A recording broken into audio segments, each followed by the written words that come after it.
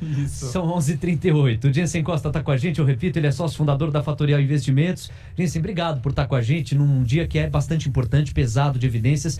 Eu gostaria de deixá-lo à vontade nesses dois eixos que eu tracei para que o Israel Massa fizesse o comentário inicial. O eixo doméstico, muito atrelado à dinâmica das eleições e da preparação para o segundo turno, e o eixo internacional, que tem como foco payroll na sexta-feira, mas também está muito de olho no petróleo, até como termômetro da narrativa, que hora encorpa, hora emagrece em torno da recessão econômica. Bem-vindo. Bom, obrigado aí pelo convite. Vou somar o que o Massa falou, que para facilitar, para não repetir tudo, eu acho que o Bolsonaro ele fez bons alinhamentos aqui nesse curto espaço de tempo no segundo turno. Acho que o Zema ele fez um acordo muito interessante, acho que o Partido Novo liberou a bancada para fazer o que queria. Então, Zema se alinhando a Bolsonaro, na minha concepção, na minha humilde concepção, se aproxima em 2026, dado que Bolsonaro só teria mais uma reeleição a fazer. Isso é uma projeção minha, uma opinião minha. Esse é o caso. A questão de Lula, eu acho que teve a questão do voto útil muito forte. Muita gente está buscando votar no menos pior, né? Ou buscando afirmações ou compromissos do lado e do outro para que valide o seu voto, né? Então eu sou um cara bastante crítico das duas pontas, mas conversando com as pessoas, eu acho que os radicais já votaram aquilo que queriam que votasse. Então, ou seja, o voto para mim do radical Lula já está lá e o voto do radical Bolsonaro já está lá. Então quem vai contrapor são as pessoas que estão ali no meio nas outras, né? Na Simone, no Ciro, etc e tal. Acho que o cenário para o futuro, independente de entrar Lula e Bolsonaro com o Congresso e Senado alinhado à direita, a gente tem mais uma tranquilidade aí da lei das estatais não ser alterada, efetivamente do teto do gasto ter muita dificuldade para sair, mas obviamente a gente já viu esse cenário e o que a gente não quer é um país parado por 4 anos. Então, obviamente, eu não quero colocar meu viés político, mas é muito complicado você ter um presidente à esquerda com o Congresso à direita e num país onde está extremamente dividido, achar que isso vai funcionar corretamente. Olhando para o mercado internacional, eu acho que cada semana vai ser um dado importante. Então, essa sexta-feira é o payroll, na semana passada era o PCE nos Estados Unidos e também vai ser os PMIs. E o que a gente tem de clareza, até com um dado que saiu até ontem, a questão da inflação na Europa, dado que o processo da própria Ucrânia com a Rússia está gerando ali uma pressão na energia, né? Então, todo mundo não fala sobre a Europa, que está dado que vai ter uma desaceleração. No questão dos Estados Unidos, a gente está na briga por um dado cada vez pior do processo de empregos. Eu não sei se vem tão positivo para o mercado, acho que pode ter mais solavanco. E o que é bom para a gente aqui é a questão do diferencial de juros, né? Então, quanto mais tempo os Estados Unidos demorar para subir juros, ancora o dólar um pouco mais baixo. Lembrando que o DXY está nos níveis mais altos aí nos últimos tempos. E a gente tem uma componente positiva para o real aqui no curto prazo. Se tudo se inverter, a gente pode piorar o nosso detalhe de inflação aqui dentro e piorar tudo que a gente está tendo aqui dentro. Então, essa tranquilidade, eu acho que para garantir, a gente precisa que lá fora esteja mais confortável e eu acho que vai ser muito difícil até o final do ano. Você tocou em vários pontos que são assim, saborosos para o debate, mas eu vou me ater aos primeiros relacionados à política, que eu colocaria uma pimenta nessa nossa conversa. É sempre um exercício muito difícil, porque ele é essencialmente abstrato, mas ao mesmo tempo ele é convidativo de você estimar o que vai ser do país em 2026 com esses dois cenários que estão postos. O Jensen coloca aqui, numa perspectiva de reeleição de Bolsonaro, que a passagem de bastão poderia ser para Zema, em meio a esse acordo. Eu colocaria também no radar Tarcísio de Freitas, caso ele venha a chegar à corrida eleitoral bem e vencer Fernando Haddad, como a partir de agora parece ser o cenário base principal. Um grande aliado do Bolsonaro, um ministro de destaque nesse primeiro governo de Bolsonaro, também poderia se colocar na linha ali de 2026, mas aí é realmente um exercício de imaginação. O que não é tão exercício de imaginação é lembrar que PTB, Novo, Solidariedade não atingiram a cláusula de barreira, que só vai engrenar daqui até 2030. E você lembra, ou há de lembrar, que se não houver um número específico de votos e de deputados eleitos, ao não atingirem cláusulas de barreira, o tempo de televisão, a envergadura, o capital político e a própria maneira como performam junto à opinião pública desses partidos que não atingem a meta, fica muito menor. Então eu não me surpreenderia se entre os alinhamentos ali dos termos entre Romeu Zema e Jair Bolsonaro, houvesse, por exemplo, aquele pulo na janela partidária, porque o Novo foi muito enfraquecido na eleição legislativa deste ano. Então, de repente, na janela partidária, você pode ter alguns personagens que hoje estão em outros partidos migrando para o Novo para aumentar a relevância do partido. Enfim, é também um exercício de abstração e de imaginação, mas ele pode ser bem mais concreto do que aquele de 2026. São 11h43, Israel Massa, vamos falar de papel de setores especificamente. Como é que está a tua cabeça, o teu racional? Quais posições você tem feito? Ou você está mais na observação, depois de tudo que foi a Bolsa na segunda-feira? Está aguardando mais os dados do payroll para estudar novos posicionamentos? Traz um pouquinho do home broker do Massa para a galera. Vamos lá. Eu acho que o movimento que a Bolsa aconteceu na segunda-feira aí foi pelo Congresso e também que o mercado estava muito amassado, né? O mercado antecipou muita eleição. A gente vê a Bolsa aí em nível preço earnings pior que na época da Dilma, né? Que o país estava um caos. E pior que na eleição de 2018, né? Que a gente tinha dois cenários, que era Bolsonaro e Haddad, né? Então, o mercado antecipou muita coisa, né? A gente viu, inclusive, exportadoras apanhando muito. Óbvio que você tem vamos pegar um exemplo aqui, você tem um cenário lá fora muito feio, né? Mas se você olhar de Covid 2020, a CSN mesmo, ela bateu R$5, R$6, né? A CSN chegou a bater 11. Só que a R$6 ela estava 11, 12 vezes alavancada, né? Então a empresa estava quase ali, mais alguns, sei lá, mais 6 meses, um ano, ela pedia RJ, né? Hoje você tem um cenário bem diferente, né? A empresa desalavancou tudo e o papel tá um pouco para cima aí. Então, desculpa aí, voltando ao raciocínio, eu acho assim que, vamos supor, a gente, com esse congresso, o Lula entrando, a gente deve ter um rally aí de curto prazo, né? Médio prazo, longo prazo, vai depender muito das ações que ele vai tomar, né? É difícil, tem que ver para crer, né? A gente viu uns movimentos da esquerda muito ruins no passado, né? Inclusive no governo Dilma, que todo mundo descola, mas o Lula quase entrou de ministro no governo Dilma, né? Então, assim, verdade. Na minha opinião, o mercado, assim, principalmente estrangeiro, né? Estrangeiro, ele precisa, com esse lote que ele entrou na bolsa, ele precisa de saída. Então, ele vai precisar de um rally de curto prazo para desmontar essas posições. Então, eu acho que tem um rally aí de curto prazo, médio prazo vai depender das posições, entendeu? Pode ser que a gente veja aí de fato um arrependimento, né, de o governo Dilma não foi um governo legal, quase destruiu o partido, né, então pode ser que tenha um pouco aí de meia-culpa, né, então eu acho que nesse cenário seria para cima. E Bolsonaro, a gente vê que ele deu umas declarações aí um pouco translocada, né, ele até assumiu já isso, né, declarações ruins, né. Mas as medidas econômicas que são feitas pelo Paulo Guedes são muito boas, né? A gente vê, entregou até a privatização da Eletrobras. Então, aí eu ficaria mais otimista num cenário aí de médio e longo prazo, né? Mas eu acho que nos dois cenários aí a gente pode ter um rally no mercado, né? Lembrando, né, que não pode esquecer da bolsa lá de fora, né? Assim, aqui pode estar hiper barato, se lá fora continua esse clima muito ruim... Trava, né? Trava tudo e ainda você começa a ter aquele problema de liquidez, né? O gringo tá preso lá fora com a bolsa caindo, a bolsa aqui tá mais ou menos, o cara saca aqui, né? E sobre os setores, eu acho, voltando aí a pergunta inicial do Léo... Massa, então eu vou ter que te interromper, porque pintaram dois urgentes no painel. Mover Pro, eu te devolvo a palavra e na sequência eu ouvo o Jansen a respeito. Eu vou ouvi-lo, né? Vou acompanhar o racional dele sobre como tudo isso que ele já pontuou em raciocínio até aqui se traduz pensando em alocação de recursos lá na Fatorial.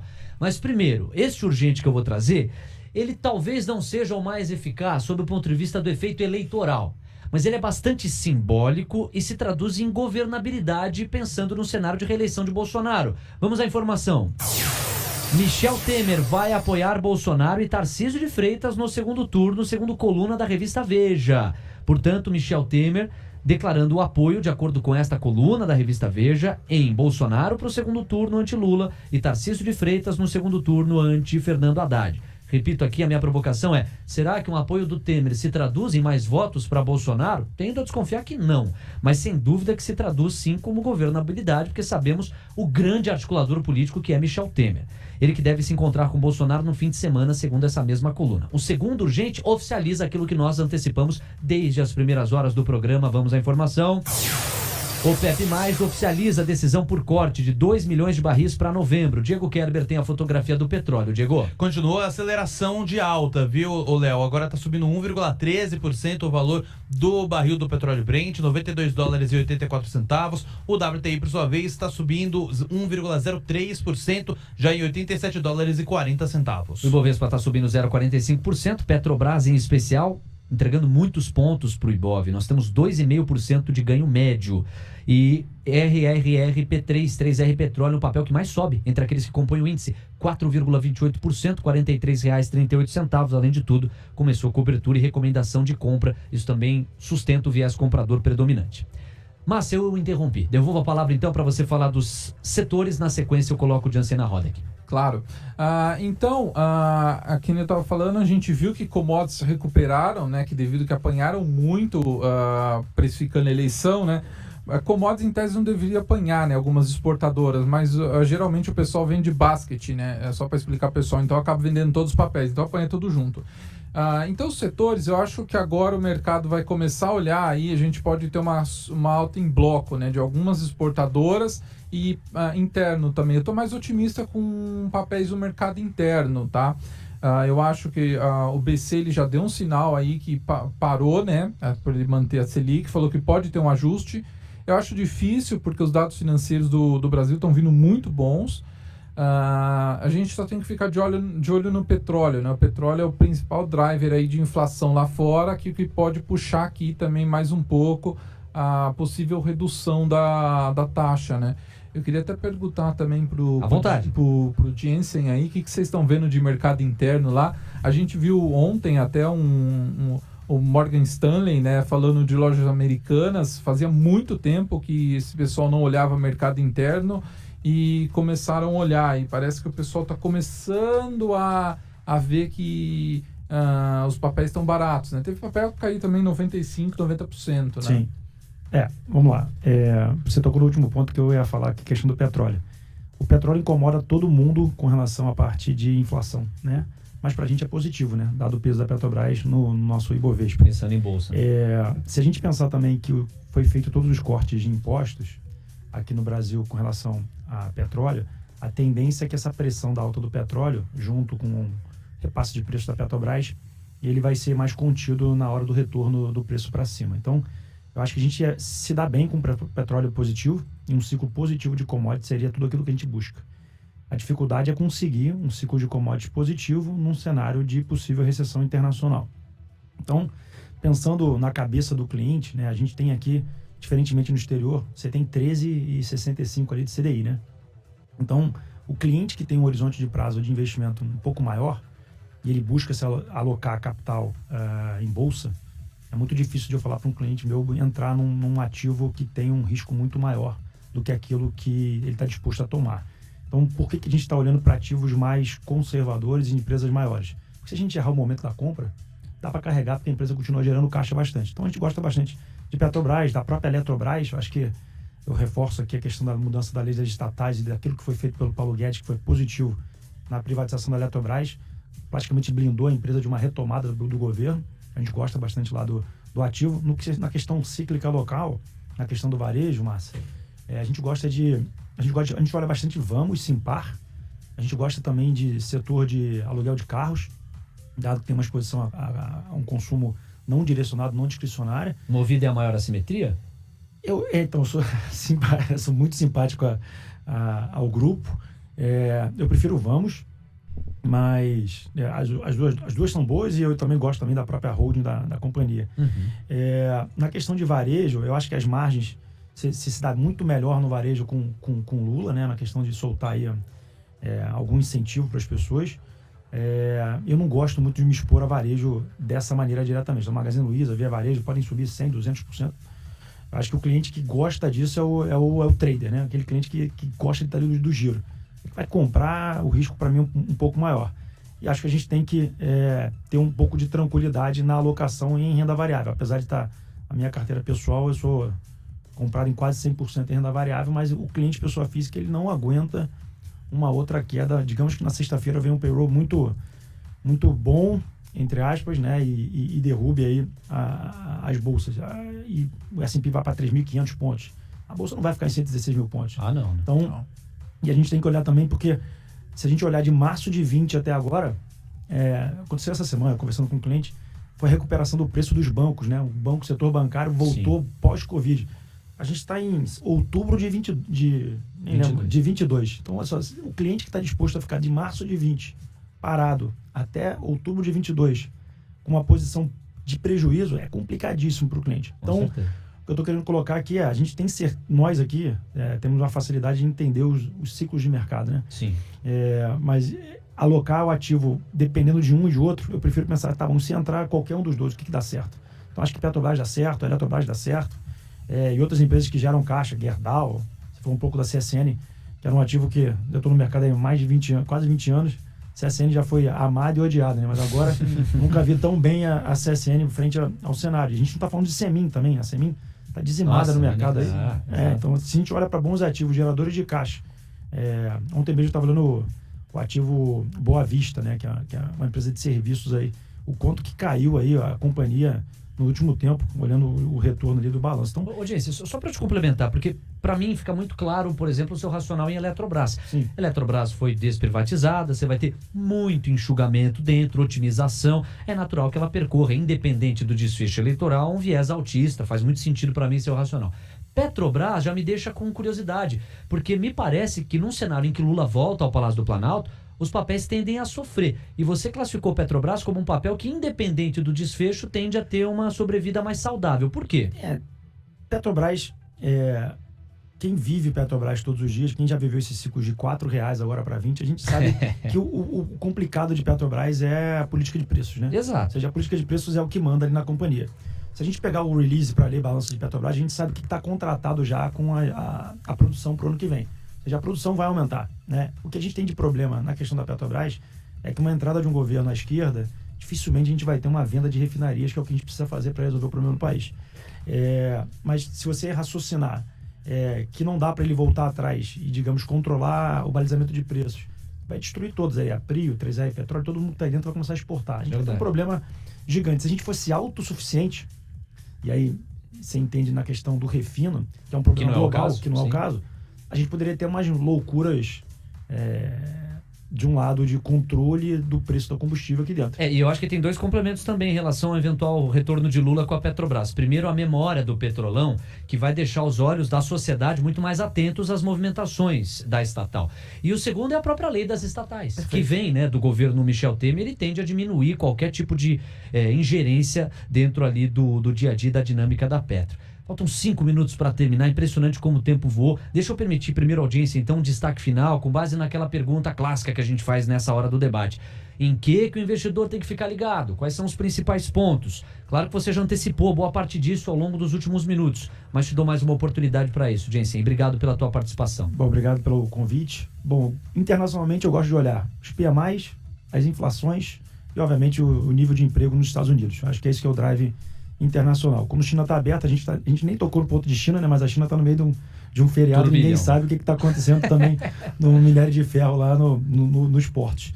E num cenário local aqui, o que eu posso fazer na minha carteira, que independente, lado A e lado B, a gente não vai ter perdas. Na dúvida, famoso CDI. E quiser ser mais arriscado, obviamente, a gente falou muito de bolsa, mas tem muita gente comprando NTNB aí longa, e acreditando no fechamento da curva de juros.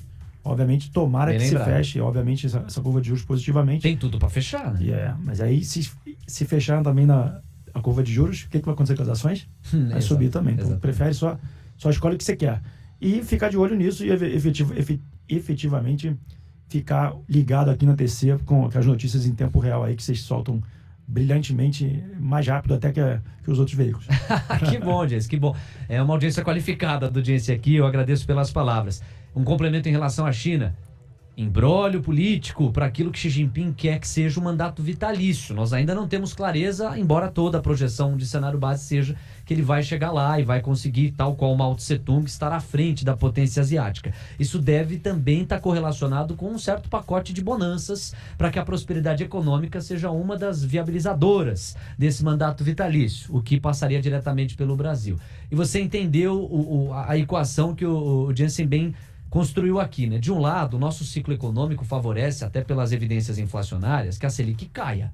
A Selic caindo, você tende a tirar a atratividade da renda fixa e aumentar o cenário da renda variável. Por outro lado, a Selic ainda está próxima de 14% e as incertezas fiscais fazem o cupom amarrá-la nesta faixa, inclusive deixando o espaço aberto para revisitá-la com viés altista se a coisa degringolar. Então ainda precisamos ter um desfecho claro sob o ponto de vista fiscal no horizonte dos próximos 4 anos para saber para onde a coisa vai. Israel Massa, muito obrigado pela sua participação, o tempo e o espaço para o seu destaque final também. Obrigado aí, um prazer estar com vocês aí, falar com o Jensen, fazia tempo que a gente não trocava uma ideia. E dar uma dica pro pessoal, ficaria de olho no dado aí do payroll e no petróleo, né? É o que vai guiar o mercado aí para que caminho que ele vai tomar, né? Acho que é isso. Petróleo e o payroll. Ou seja, sexta-feira é dia. Sextou aqui na TC Rádio. Não perca o cálculo. Massa, muito obrigado. Jensen, muito obrigado. Sucesso para vocês. Um abraço para Fatorial.